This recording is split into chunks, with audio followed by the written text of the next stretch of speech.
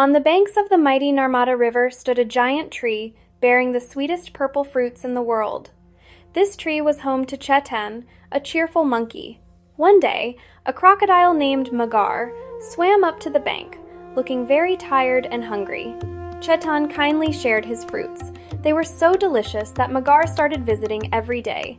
The two became the best of friends, spending hours talking and laughing by the water. One afternoon, Magar took some of the sweet fruits home to his wife, but his wife was greedy. She thought, if this monkey eats these sweet fruits every day, his heart must be the sweetest meat in the world. Torn between his wife and his friend, Magar chose his wife.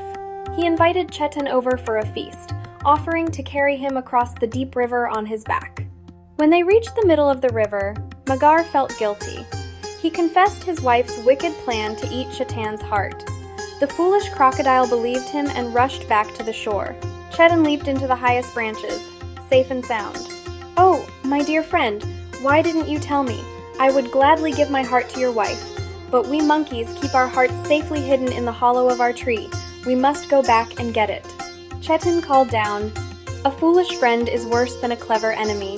We are friends no more."